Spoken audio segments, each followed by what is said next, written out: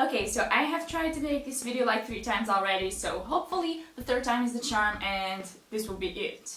Hey guys, so I want to tell you a story about something that happened to me a few months ago. I was actually mistaken for rude, for a misunderstanding, and I just wanted to tell you guys that sometimes what we see is not really what's actually happening, so I don't know, maybe some of you guys will relate and some of you guys will try to think with another perspective sometimes. So here we go.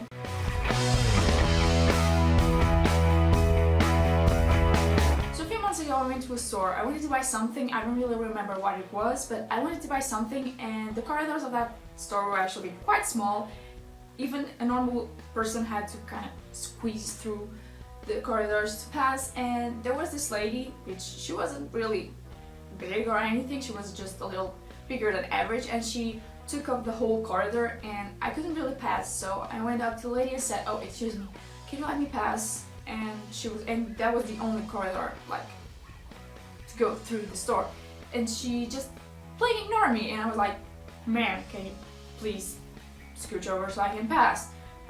She didn't hear me, so I kind of just had to squeeze in the tight space that I had to go to the part of the store that I actually wanted. So I came back, I had my bag on my elbow, and I had a jacket, I had my cell phone, I had headphones on. I was going out the store and the woman was like, "Oh, excuse me, do you work here?" And I was kind of confused because I obviously didn't, since I had my cell phone with the phones on and, you know, the bag and the jacket. I was kind of confused at first and I said, "No, sorry, I don't."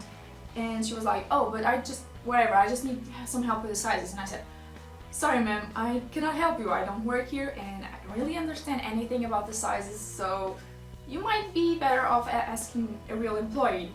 And she was like, "Oh no, but you can help me, I just need to know something about the sizes." And I said again, "Excuse me ma'am, I do not understand anything about the sizes, so can you please ask somebody who does?"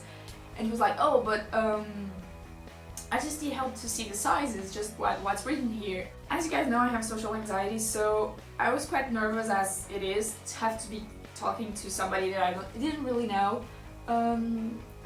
So I was quite just taken back from the whole situation, and she was like, just help me." And I can't see, even with glasses, I see really bad, so, you know, I couldn't see the letters because they were literally this small, so I couldn't really see the letters. So I was nervous enough to be talking to somebody that I didn't know, you know, just like that, because sometimes I do have sometimes prepare myself to talk to people that I don't know, and usually I'm okay with that, but this was just so sudden that I was just in shock and didn't really know how to act. So I had that, and I had, you know, a little shame for not being able to see right, you know, like that woman was like mocking me for not seeing well.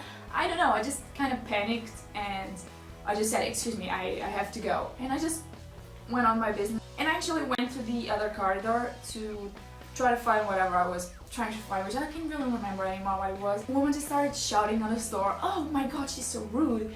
That girl was so rude. I can't believe teenagers these days," which I'm not a teenager, I'm like 23, but okay. "Teenagers these days are so rude." And I was like, "What?" And a woman, another client that was in the store, heard her, and I was like, "Oh, are you okay? What happened?" And she was like, "Oh, that girl was so rude to me. I can't believe this." The other lady was like, "Oh, but the girl that worked here, oh no, she didn't work here, but I mean, she could have helped me. I asked her for help for size and she didn't help me. Can you believe how young people are these days?" The other client was like, "Oh, well, but she doesn't have to help me, but yeah, that was kind of rude." Oh, and she didn't even talk to me. I was talking to her and she didn't even answer, and I was like, "Wait, what?" Hold on. I didn't answer. I like said like 3 or 4 times that I couldn't help her, that I didn't work in the store, and I asked her politely to go ask somebody who did. But okay, anyways, and she kept just shouting, and the owners of the store were actually looking at her, trying to figure out what happened, and I just panicked and I felt so bad. I had all this attention in me that shouldn't be happening, and she was saying really mean things, and I panicked and I just went out of the store, and I was literally shaking so much, and I had to go to the post office next. I went there and I took the tickets to know your turn. You know, those tickets that had numbers and you can see which when is your turn. I don't know how you call it, whatever. I was so shaking so much and so panicked that I couldn't even see the monitor and I couldn't even figure out how many numbers there were until my turn. And now you're asking what's the moral of the story, because I am telling you this story with a purpose, and that purpose is that sometimes things aren't as you see. And you know, that second, I think that lady just didn't give a rat's ass, because she just wanted to make assumptions and she wanted me to help, and apparently I was obliged to help. Helping people should be, you know, second nature to us, should be something that we should do.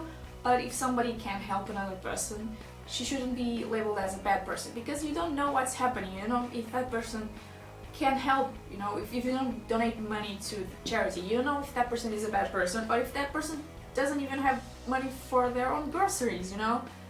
Things aren't as you see, and sometimes you make judgments on little things, and that second client, that second lady, took a judgment and she thought that I was a bad person because of something that the first lady said. You shouldn't take your conclusions really fast. You shouldn't make judgments based on something little that you see, because sometimes that's not the truth. And I struggle with social anxiety. I don't know how many times I've said this, and I get passed a lot as rude because I don't know how to speak to people, because it makes me nervous and I panic sometimes to have to talk to people, especially when I'm in large groups. And the first times that I went out with my boyfriend's friends, I was actually passed as rude because I was panicking for not being able to talk to them.